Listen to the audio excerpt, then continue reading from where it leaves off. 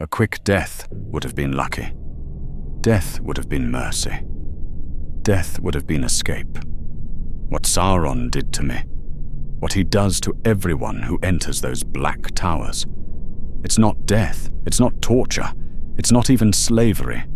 It's something else, something worse, something that takes 40 years of your life and turns them into what I became, into what I did, into what I helped build. My name is Malthan.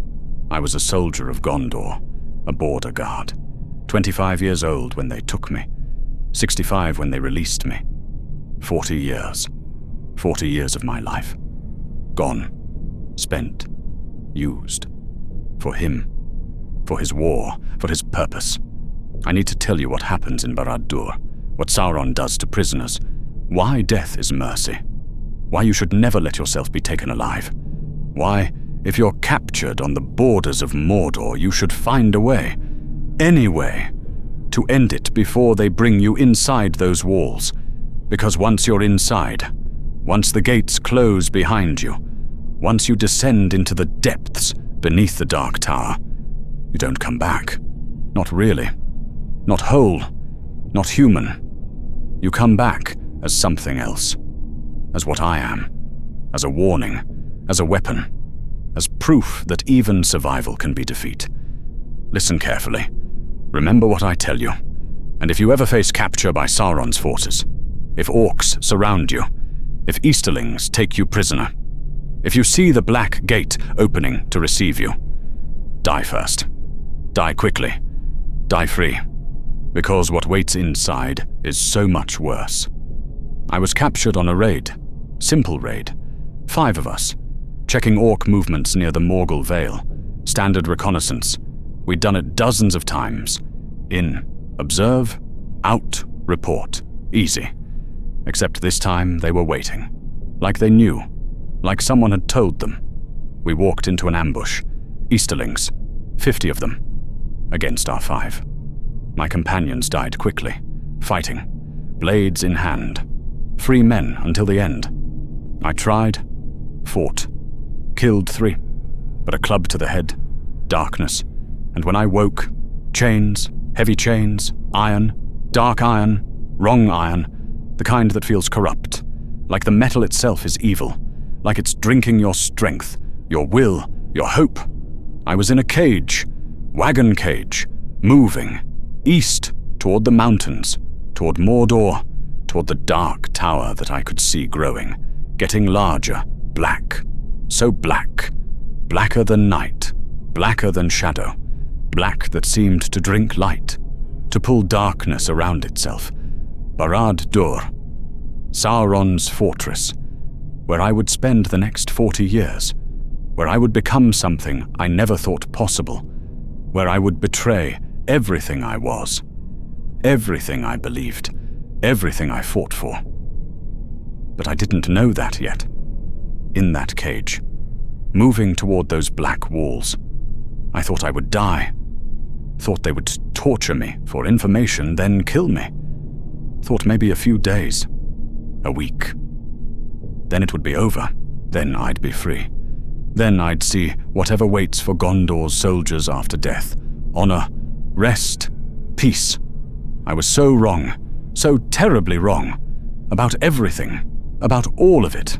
About what Sauron does. About why he takes prisoners. About what he wants. About what he'll do to get it. About how long he'll keep you. How long he'll use you. How long you'll live. How long you'll suffer. How long you'll serve before he's done. Before he lets you go. Before he sends you home, changed, broken, weaponized. The gates opened. Black gates, iron gates, wrong gates. And we entered. The wagon rolling into Barad-dûr, into the Dark Tower, into hell that pretends to be fortress, into the place where 40 years would pass, where I would cease being Malthan, Gondor's soldier, free man, and become what Sauron needed, what he made me, what I am now. They took me down, deep down, stairs, so many stairs, descending, always descending, into the depths beneath the tower, into the dungeons, into the places where Sauron keeps his prisoners, his workers, his slaves, his tools. That's what we were. Tools. To be used, to be worn down, to be replaced when broken, to be discarded when no longer useful. The dungeon master was a man, not an orc, not a monster. A man. Tall, thin, wearing black robes. His face was wrong, not deformed, not scarred, just empty, like something essential had been removed, like the person was gone, and only the function remained. Later I would learn his name, or his title. The Mouth of Sauron, the Lieutenant, the Chief Servant, the one who spoke for the Dark Lord, who commanded in his name, who broke prisoners, who extracted information, who turned men into servants, into tools, into slaves. Gondorian, he said, voice like metal scraping stone, like wind through graves. You are in the Dark Lord's domain. Now you will answer questions. You will provide information. You will serve, or you will suffer. I spat at him. Stupid, brave, foolish. The last act of Molten the soldier. Molten the free man. Molten who still thought he would die before breaking. That he would resist. That he would never betray, never serve, never become what they wanted. The mouth smiled. Not angry, not upset, just amused, like he'd seen this before, 1,000 times, 10,000, like he knew exactly what would happen, knew I would break, knew everyone breaks, knew it was just a matter of time, of method, of finding the right pressure, the right pain, the right leverage. Take him to the deep cells, he said. Let him learn what awaits the defiant. They dragged me deeper, further down, into darkness. Real darkness. Complete darkness. No torches, no light, just black. Endless black. Cold black. Pressing black. The kind of darkness that has weight. That suffocates. That makes you forget what light even is. What it looks like. What it feels like. What it means. They threw me in a cell. Stone cell. Small cell. I could touch both walls. Could reach the ceiling. Could barely move. Could barely turn. Could barely exist in that box. That tomb. That place where I would spend days, weeks, where I would begin to break. The door closed, iron door, heavy door, sealed door, and then silence. Complete silence. No sound, no echo, nothing. Just me. Just my breathing. Just my heartbeat. Just my thoughts, getting louder, getting worse, getting unbearable. That was day 1. The torture started on day 2, or what I thought was day 2. Hard to tell. No light, no sun, no way to measure. Just time passing. Endless time. Unmeasured time. Time that stretched and compressed and became meaningless. Became torture itself. They came for me. Dragged me out, into a chamber, lit chamber. The light. God's the light after darkness. It hurt. Burned. Made me scream. Just light. Just normal light. But after that darkness, after that black, it was agony. Chains, they chained me. Arms spread. Hanging. Feet barely touching. Barely supporting. All weight on my arms, on my shoulders, on joints that weren't meant for this position. This pain, this beginning. The mouth entered. Stood before me. Studying. Examining. Like I was an object. A thing. A problem to be solved. To be broken. To be made useful. Where are Gondor's supply routes? He asked. Voice calm, professional. Like he was asking about weather, about crops, about anything except information that would kill, would doom, would destroy my people. Go to hell, I said. Voice hoarse, throat dry but still defiant. Still me, still Molten, still soldier, still free, for now, for a little longer. He nodded, like he expected this, like this was normal, part of the process. the method, the breaking that always worked. Eventually, certainly, inevitably. The torturer entered, an orc, large orc, carrying implements, tools of iron and fire, a brazier wheeled in behind him, coals glowing red, orange, white hot. They started with my hands. The orc held my fingers, one by one, over the coals, not touching, just close enough to feel the heat building until the pain was unbearable, until I screamed, until I begged, until I promised anything, everything, just to make it stop. But they didn't stop.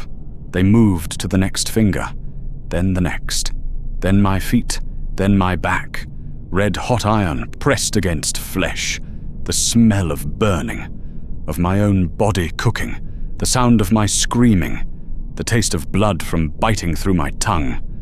Between sessions they asked questions, always questions, about supply routes, about troop numbers, about commanders, about defenses, about everything that would help Sauron destroy Gondor, destroy my home, destroy everyone I'd ever known, and I refused, through the pain, through the agony, through the horror of what they were doing to me.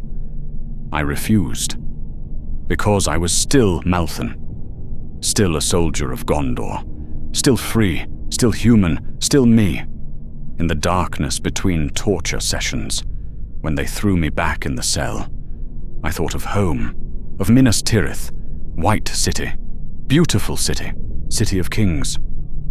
I thought of my mother, my sister, my friends, the men I'd served with, the people I was protecting by staying silent, by enduring, by not breaking. I thought of the morning sun on the White Tower, of bread baking in the lower circles, of children playing in the streets, of everything good and clean and free, everything that Sauron wanted to destroy, everything I was dying to protect. Those thoughts kept me alive, kept me sane, kept me human through weeks of torture, through pain that should have killed me, through horror that should have broken me. But I was strong, stronger than they expected, stronger than most. The mouth said so himself when he visited. Weeks in, maybe months, time had lost all meaning. Most men break in days, he said, voice almost admiring. You've lasted weeks, months perhaps. Impressive, foolish, but impressive. The pain will never stop. You understand that? This will continue until you talk, or until you die, or until you go mad. Most go mad, eventually. The darkness and pain, it destroys the mind, makes them forget who they were, what they were protecting, why they're suffering. I said nothing, could barely speak. My body was broken, burned, cut, crushed, but my mind was still mine, my will still intact, my loyalty still absolute. I could make it stop, he said quietly.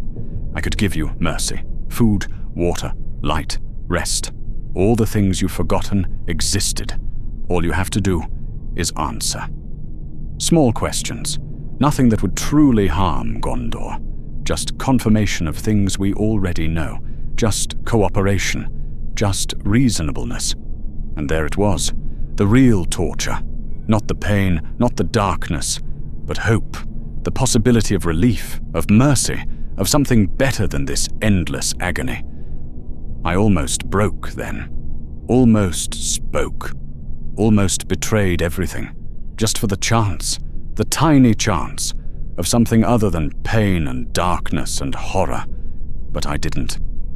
Not yet. I held on for one more day, one more session, one more eternity in the dark. The mouth came to my cell. How long after, I don't know. Time was gone. Was just darkness and pain and waiting. Waiting for more pain, more torture, more of everything that was destroying me slowly. Taking me apart piece by piece until nothing would remain. Nothing except whatever they wanted. Whatever Sauron needed me to be. You have lasted longer than most, he said. voice almost respectful, almost admiring, like I'd accomplished something worthy by enduring, by suffering, by not breaking. Not yet, not quite, not completely. I said nothing. Couldn't speak, throat too damaged, too raw, too destroyed by screaming, by begging, by pleading for mercy, for death, for anything to stop, to end, to be over, to be finished, to be anything except this eternal suffering. I can make it stop, he said quietly, gently, like a friend, like someone who cared, who wanted to help, who wanted to ease the pain, the suffering. I can give you food, water, light, a bed, clean clothes, rest. All you have to do is answer a few simple questions. Nothing that would truly harm your people. Just small things, minor details, information we probably already know. Just confirmation, just cooperation, just showing that you can be reasonable, be practical, be smart enough to stop suffering, to stop choosing pain, to stop this pointless resistance, this pointless defiance that only hurts you, that only prolongs your agony. Hope. He was offering hope, small hope, tiny hope, a glimmer, a possibility, a way out of this darkness, this pain, this hell, and that was the cruelest thing he could do, because I wanted it. Wanted to believe that I could have something better than this endless suffering. I thought of home, of Minas Tirith. But the memory was fading, becoming distant. Like something from a dream. Had it ever been real? Had I ever stood in sunlight? Had I ever been anything other than pain and darkness? Small questions, I whispered. Voice barely audible, barely there, barely mine. What questions? He smiled, like he'd won. Like this was the moment, the breaking, the point where Malthan the soldier started becoming something else, something useful to Sauron, to darkness, to evil. How many men guard the Ithilien border? Simple question, tactical question, question I knew the answer to. Answer that wouldn't doom anyone specific, just numbers, just facts, just information that they probably had already anyway. 200. The answer came to my mind immediately. 200 men, rotating shifts, standard patrol patterns. I knew it all, had lived it, had been part of it, a lifetime ago, or yesterday, or never. Time meant nothing anymore. 200, I said. The words that meant I was talking, was cooperating, was becoming what they wanted, what Sauron needed from his prisoners, his tools, his slaves. Good, the mouth said. Very good. See? Not so hard, not so terrible. Just truth, just facts, just cooperation. And now you get your reward. What you earned by being reasonable, by being smart, by being willing to stop the pointless suffering. They took me to a different cell. Better cell, larger cell, with a bed, thin bed, hard bed, but bed, and a bucket for water, clean water, and light, small light, candle light, but light, real light, after so much darkness, so much black. It was beautiful, was mercy, was hope. They gave me food, real food, not scraps, not moldy bread, real food, soup, meat, bread that was fresh. I ate like an animal, couldn't stop, couldn't think, just ate until I was sick, until my stomach, unused to food, rejected it. But still, the taste, the sensation, the mercy of it, and that hope, that small hope, that tiny light. It was the worst thing that ever happened to me, because it made me want more. More hope, more light, more mercy, more comfort. More of anything except that darkness, that pain, that cell where I'd been dying slowly for how long? How long had I been there? Days? Weeks? Months? I didn't know. Didn't care. Just knew I couldn't go back there. Back to that darkness, that torture, that hell. So when they came again, asked more questions. I answered. Small questions, tactical questions, questions about Gondor's defenses, about patrol routes, about supply lines, about commanders, about everything they asked that didn't seem like it would directly kill anyone specific. Just information. Information that probably wouldn't matter anyway. Right? They probably knew most of it already. This was just confirmation. Just showing cooperation that let me keep the light. The bed, the water, the food, the tiny scraps of mercy, of hope, of something better than what I'd had before. Each answer brought me another day of light, another meal, another night without torture, and I told myself I wasn't really betraying anyone. Not really.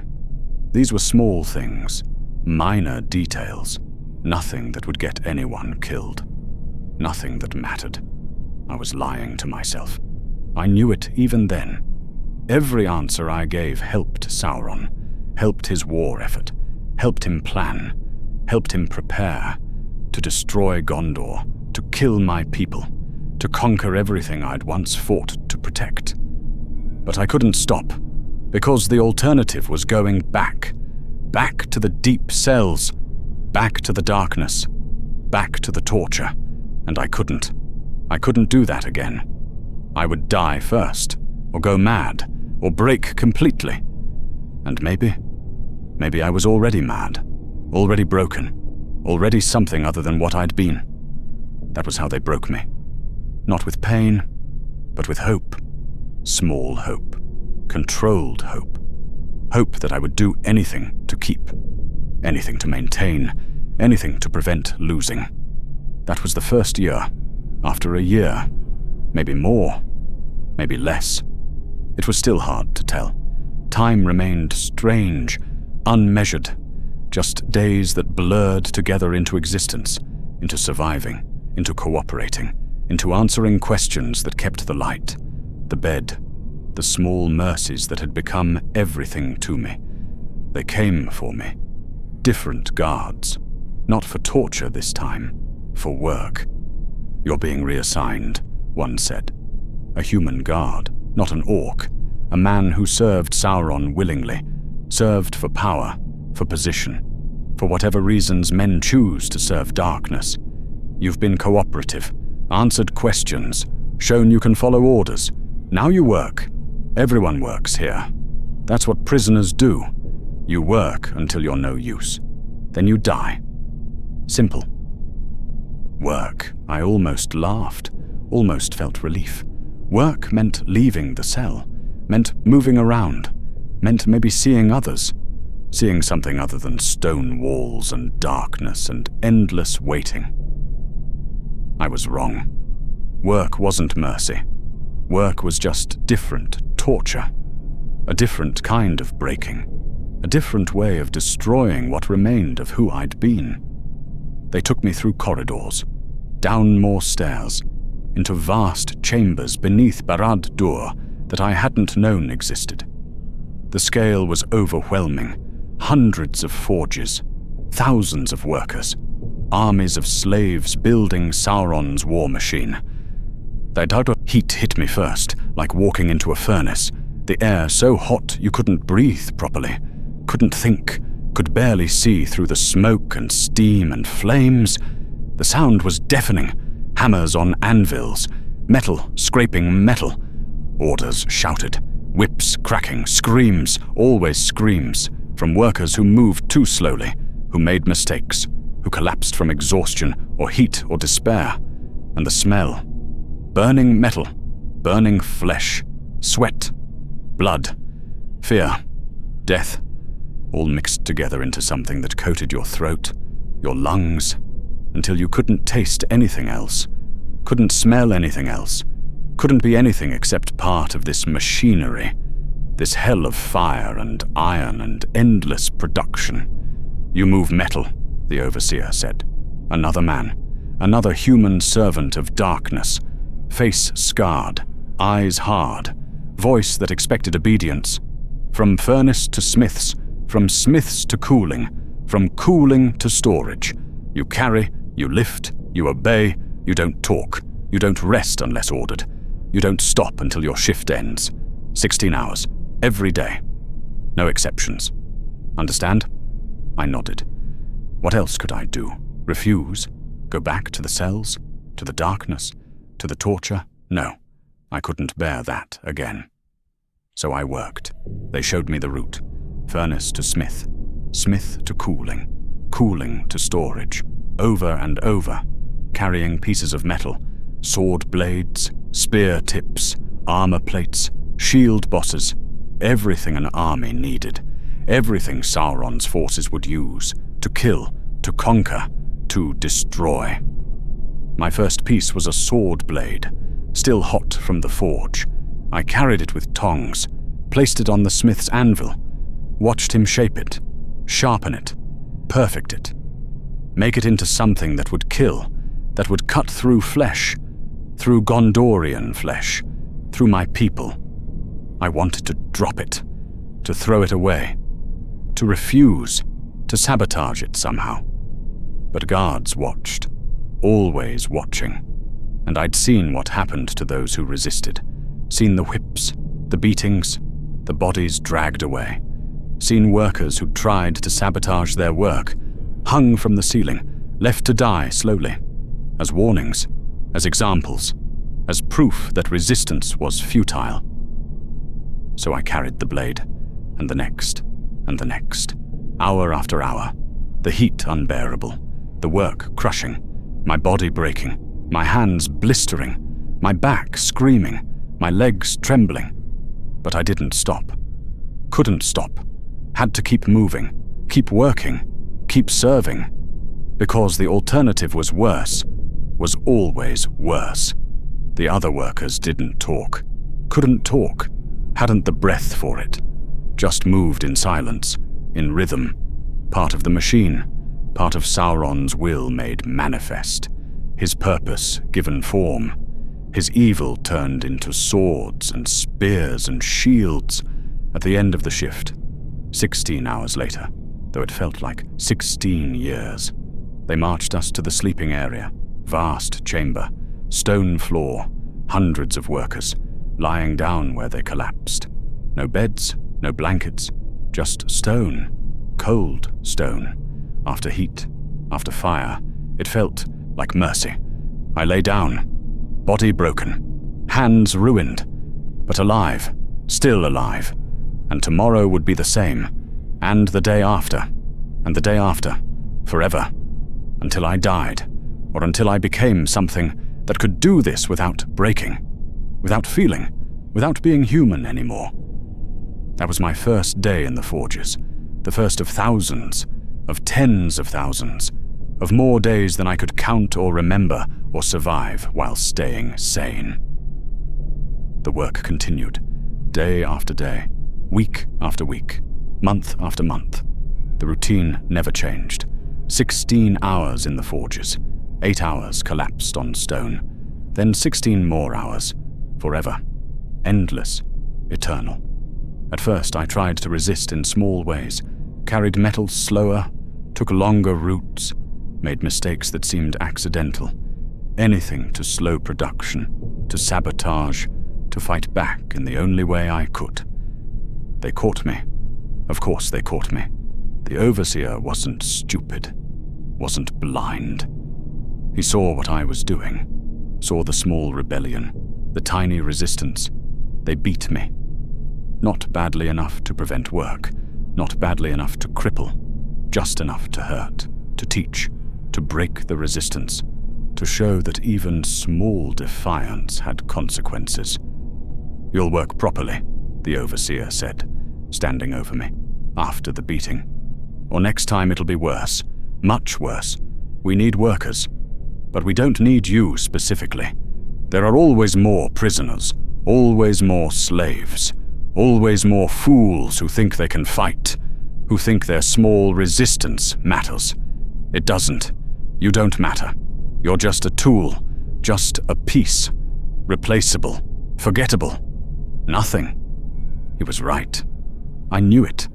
Knew my small sabotage changed nothing. Slowed nothing. mattered not at all. Sauron's forges would produce their weapons whether I cooperated or not, whether I lived or died, whether I resisted or served. So I stopped resisting, stopped fighting, just worked, carried metal, moved pieces, served the machine, became part of it, became nothing. The other workers were like me, broken, compliant, empty. Some were Gondorians. I recognized a few. Men I'd served with. Men who'd been captured on other raids, other battles, other doomed missions into Mordor's borders. We didn't acknowledge each other, didn't speak, didn't make eye contact. It was too painful.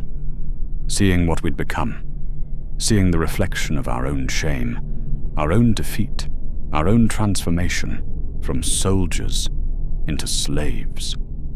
One man spoke to me once, during a rare rest, a brief moment when the overseers weren't watching closely. "I carried a spear today," he said quietly, voice hoarse from heat and smoke. "To storage, saw the marking on it. Gondorian style, our style. It'll be given to an orc or an Easterling. They'll use it against us, against our brothers. And I helped make it, helped carry it, helped arm our own enemies." "I know," I said, because I did know. We all knew what we were doing, what we were building, what we were becoming. "How do you live with it?" he asked. "How do you wake up, day after day, knowing what you're doing?" "I don't think about it," I said. "I just work, just survive, just exist, thinking about it. It'll drive you mad, it'll break you, worse than you're already broken." He nodded, didn't speak again. A week later he was gone, dead or moved or broken completely. I never knew, never asked, couldn't afford to care, couldn't afford to feel, couldn't afford to be human anymore. Years passed, 5, 10, maybe more. Time lost all meaning, was just work, work and sleep, sleep and work. The routine grinding away everything that had made me Molten, made me human, made me anything except a tool. The heat stopped bothering me. The pain became normal. The horror became routine. I stopped thinking about Gondor, stopped remembering what I'd been, stopped caring what I was building, what I was enabling, what I was serving. I just worked, carried metal, moved pieces, existed. That was all. All I was, all I would ever be. All that remained of the soldier who'd been captured so long ago, in another life, in another world, in a time before I'd become this thing, this slave, this tool. They promoted me after maybe 10 years, maybe 15. I don't know. Time had become completely meaningless. Just work and sleep and work and sleep forever. "You're reliable," the overseer said. "Obedient, never cause trouble, never slow down, never complain. We need someone to supervise the new ones, the ones who still resist, who still think they can fight. You'll make them understand, make them work, make them cooperate. You'll be an overseer. Better conditions, better food, easier work. All you have to do is make others work, make them see reason, make them accept what they are, what we all are. Tools, slaves, nothing. Overseer. They were making me an overseer, making me guard other prisoners, making me complicit, making me part of the system, part of the machinery that broke people, that turned them into slaves, into tools. I should have refused, should have said no, should have chosen the cells, the torture, the darkness, rather than become what they wanted. But I didn't refuse, because I was already broken, already a tool, already so far from who I'd been that one more step, one more compromise. It didn't seem to matter anymore, so I became an overseer. I carried a whip, not to use, just to carry, just to show authority, just to represent power, to represent Sauron's will, to represent everything I'd once fought against. The new prisoners arrived regularly. Men from Gondor, From Rohan, from other lands, captured in raids, in battles, in the slow grinding war that Sauron waged against the free peoples. They came defiant, angry, resistant, still believing they could fight, still thinking they mattered, still human. I broke them. That was my job, my purpose, my function. I told them the truth. That resistance was futile. That sabotage changed nothing. That pain was worse than compliance. That survival meant cooperation. That being human meant suffering. That being a tool meant mercy. I was good at it. Too good. Because I believed it. I'd lived it. I'd become it. I wasn't lying to them. I was teaching them the truth, the horrible truth, that Sauron had already won, that we'd already lost, that all that remained was choosing how much to suffer before accepting it. The first one was hardest. Young Gondorian, soldier like I'd been, defiant, brave, stupid. He tried to sabotage his work, tried to slow production, tried to fight. I stopped him, reported him, watched them beat him, watched them break him, watched him become what I was, what I'd been, what all of us were. Tools, slaves, nothing. I told myself I was helping him, that breaking quickly was mercy, that prolonged resistance only meant prolonged suffering, that I was being kind, being practical, being reasonable. I was lying to myself. I knew it, knew I was just serving Sauron, helping him, enabling him, making his machine run smoothly, making his war effort stronger, making his victory more certain. But I couldn't stop, because being an overseer meant better conditions, meant more food, meant a real bed, meant small comforts that made existence bearable, that made survival possible, that made me willing to do anything, become anything, serve anyone, to keep them. And the worst part, the very worst part, I stopped feeling guilty, stopped feeling shame, stopped feeling anything. It became normal, routine, just part of the job, part of the work, part of what I was. I forgot who I'd been, forgot Malthan the soldier, Malthan the free man, Malthan who'd fought, who'd resisted, who'd tried. He was gone, dead, erased, replaced by this thing, this overseer, this servant, this tool. 20 years, maybe 25, I worked, first as laborer, then as overseer, helping Sauron build his army, forge his weapons, prepare for his war against Gondor, against my people, against everything I'd once been. I stopped thinking of them as my people, stopped thinking of Gondor as home, stopped thinking of anything except the work, the routine, the endless days that blurred into years, that blurred into decades, that blurred into just existence. I became just a piece of Sauron's machinery, a cog, a tool, nothing more, nothing less, nothing that mattered, nothing that had value, nothing that was human. They came for me after 40 years, though I didn't know it was 40. Didn't know how long I'd been there. Just knew it was forever. Was all I remembered. Was my entire life. The mouth of Sauron. The same man who'd broken me, who'd offered hope, who'd made me into this thing I'd become. "You're being released," he said. I stared at him, not understanding. Released? That word meant nothing. Meant something I couldn't process, couldn't comprehend. "The Dark Lord has no more use for you," he continued. "You're old, weak, no longer able to work efficiently. Your hands shake, your back bends, you're slow, unreliable. So you're being sent home. Home. Another word that meant nothing. Home was here, in the forges, in the routine, in the endless work. I didn't have another home, didn't remember another home, didn't know what home even meant anymore. "Gondor," he said. like he could read my confusion. "You're from Gondor. We're sending you back." "Why?" I managed to ask, my voice strange, unused. I rarely spoke anymore, hadn't for years, just worked in silence, just existed without words, without thought, without being anything except function. He smiled, that same smile from 40 years ago, when I'd first broken, when I'd first answered his questions, when I'd first betrayed everything to keep the light, the mercy, the hope.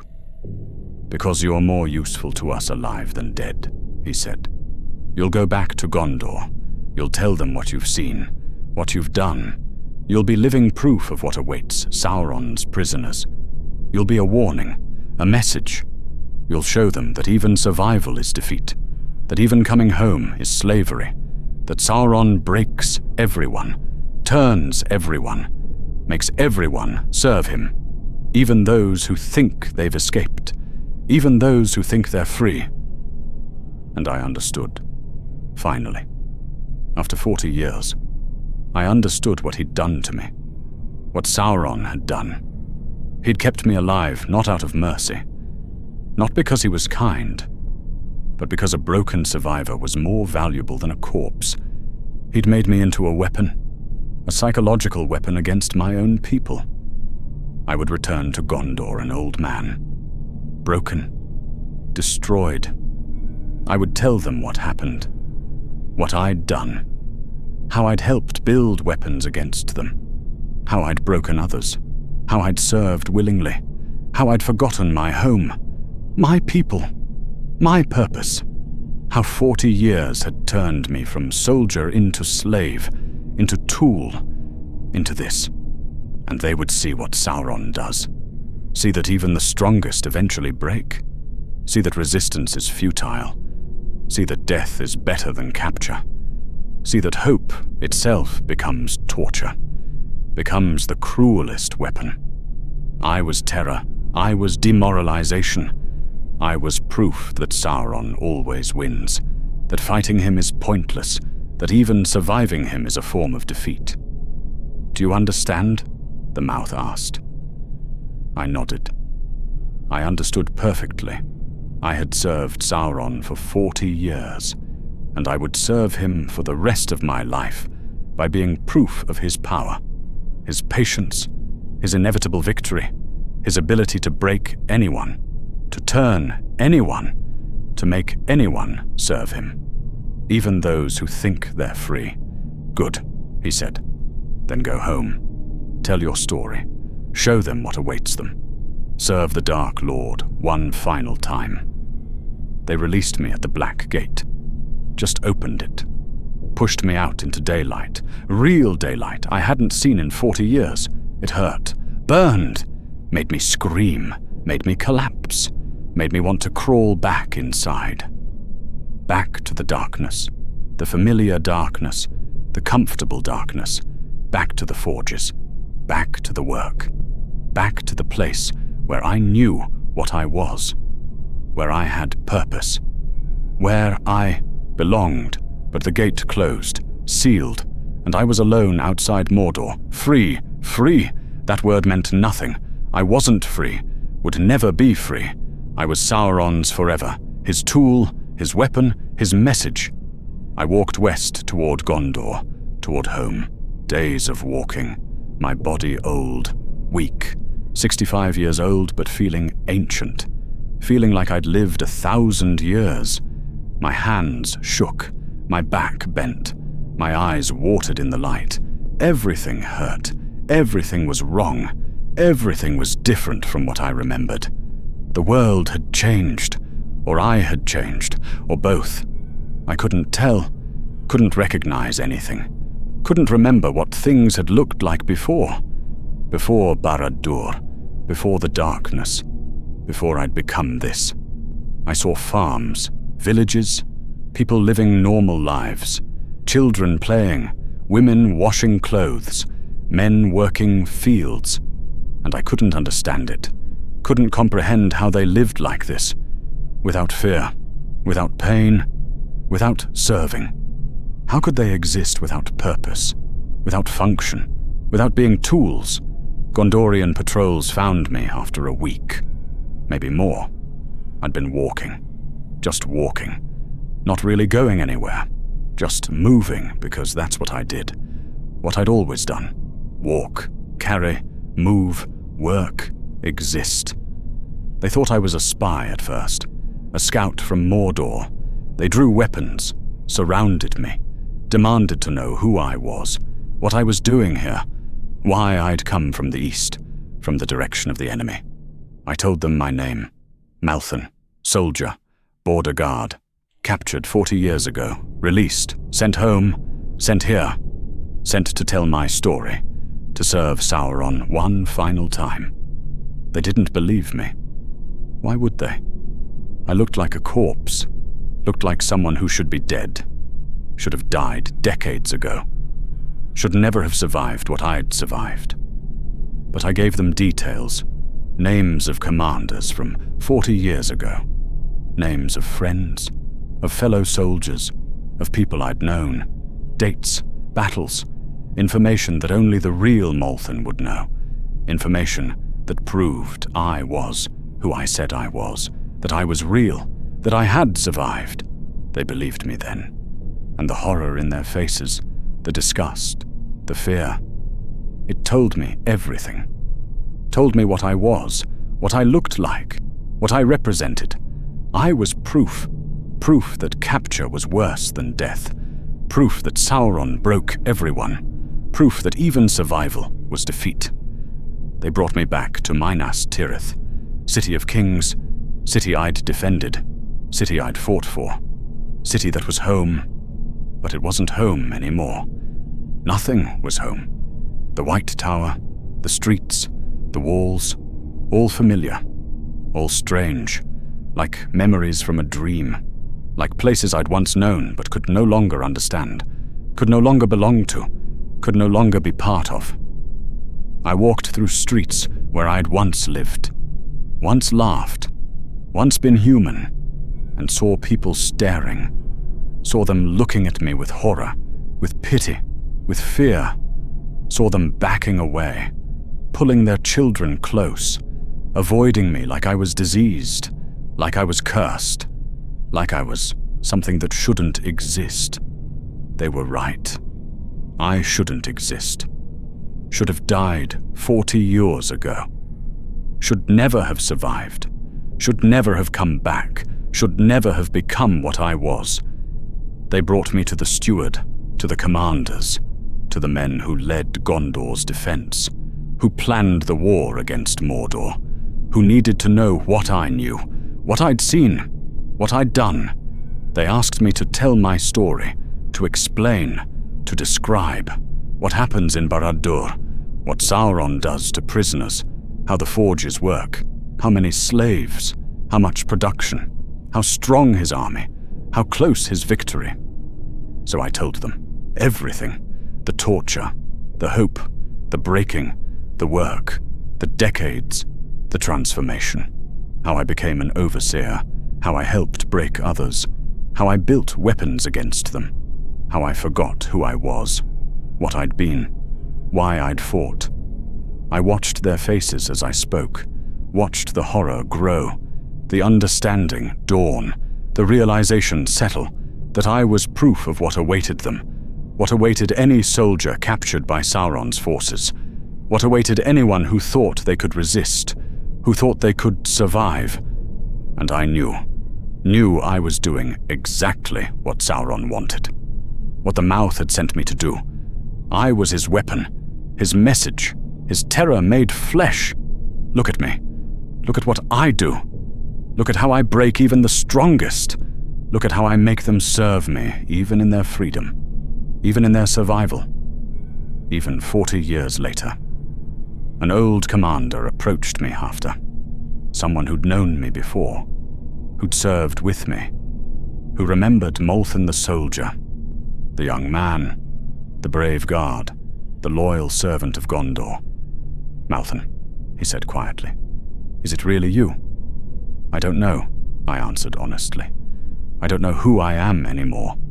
Don't know if Malthan still exists. or if he died 40 years ago. And this is just what's left. Just the echo. Just the warning. "I'm sorry," he said. "Sorry for what happened to you. Sorry we couldn't save you. Sorry you had to endure. Sorry you came back to this. Sorry." "Don't be sorry," I said. "Be warned. Death is mercy. Capture is doom. Tell your men. Tell everyone, if they're taken. If they see the black gate opening, die first. Die free. Die human. Because what waits inside, it's worse than death. It's worse than anything. It's becoming this. Becoming me. Becoming his." He nodded. Walked away. And I knew my warning would spread, would demoralize, would terrify, would serve Sauron's purpose perfectly. That's what I am now. That's what 40 years in Barad-dûr made me. Not a survivor, not a victim, but a weapon, a tool, a message. I live in Minas Tirith now, in a small room, alone. People avoid me, fear me, see in me what awaits, what could happen to them, what Sauron does to those he captures. I'm still serving him. Every day, every moment, every time someone sees me and feels fear. Every time a soldier hears my story and understands that death is better. Every time Gondor's defenders look at me and see their possible future, I'm still his slave, still his tool, still his weapon, even here, even home, even free, because I'm not free, will never be free. Freedom is an illusion, a lie, a word that means nothing to those who've been broken, who've been transformed, who've been made into what Sauron needs. And the cruelest part? The very cruelest part. He was right. The mouth.